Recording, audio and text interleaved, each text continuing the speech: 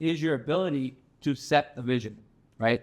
Like, what is really the purpose of what we're doing here? And if you can do that with conviction, then a lot more people are going to be interested in supporting your journey. And so the presentation that you're doing next week starts with vision setting, right? Because again, we're painting a future 5 or 10 years from now. And if you can see that future, like in your, as they say, in your mind's eye, and be able to communicate that to others, they're going to be a lot more bought into the intention behind your idea, okay? But if you can't paint the vision, then everything else will fall flat. Like the idea just won't have much meaning, even if it's solving a really big problem, if you haven't painted the vision of what the future will look like because of it, okay? If you know your vision, you know your why, you can lead with it, right? And so some really well-known companies have their own vision statements, right? So Tesla, for example, is accelerating the world's transition to sustainable energy. And Nike bringing inspiration and innovation to every athlete in the world, right?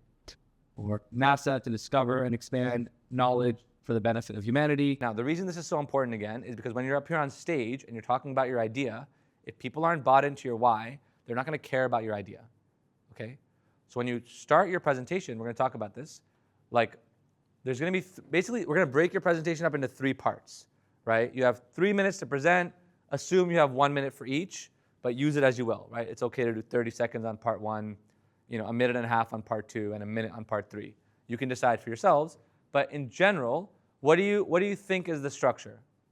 What are the 3 parts that we're going for here? So the 3 parts as we're talking about, right? Part 1, vision, right? Like, why do you care? Like, what are you painting? What is the vision of what will the world look like by you solving this problem, right? Connect yourself to it and define the why, right? So however you present this, whether it's through personal connection or through like the why behind your vision, it's up to you. But main goal here is that you establish that emotional connection to what you're about to talk about. And ideally to you as a presenter as well, right? Because a lot of times people will present, but they're so rehearsed that there's no actual authentic connection to what they're talking about. You can tell it's just a rehearsed like script versus something that feels sincere, okay? So when you're starting, take about a minute to establish that personal connection and paint the vision of what you're doing and why it's important to you.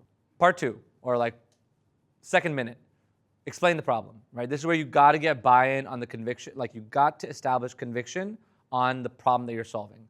If people don't believe it, they don't think it's significant enough, again, your solution is not going to be relevant, right? So include data, try and visualize the problem. As they say, a picture speaks 1,000 words, right? If you're talking about, let's say, malnutrition or food and insecurity somewhere, a picture of someone who is malnourished will go a long way, right, in establishing that. Have you heard the concept, like, tell me what you're going to tell me, and then tell me what you told me? No? No? Oh, no one's heard that before? Same idea here. Listen, when you're presenting, you always want to tell the audience like the key takeaway 3 times. You almost preface with it, you talk about it like in the bulk of your presentation, and then you end on it. So by the end, they've heard your key insights 3 times, okay? So through the session, I want to work with each of you on your presentation like outline. Ideally, by the end of today, you have a good sense of when you get up on stage, like what are you going to talk about in your 3-minute presentation?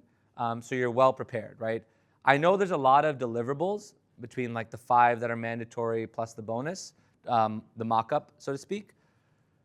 My recommendation, having gone around, I know some people are feeling behind. If you are feeling behind, optimize for the article and the presentation, right? The article is what establishes your depth of understanding and your knowledge, and the presentation is what people are going to see, right, when you're up here on stage. So if those 2 are like well done, everything else you can deprioritize if you're lacking capacity, right? Ideally, you do have the capacity. You can still make the website, the 1-pager, and a prototype, and even a video of you walking through your product or your solution. But if you don't have that time, for sure, prioritize the article and the presentation, okay? I think genuinely, you could do this in about 8 hours total. Like from ideation to solutioning to article drafting to presentation, 8 hours to 12 hours total, you could do it all. If there's 3 of you, it's like literally 3 to 4 hours each. It doesn't have to be that daunting if you're using these AI tools like we've been doing throughout the year. It doesn't have to be that hard.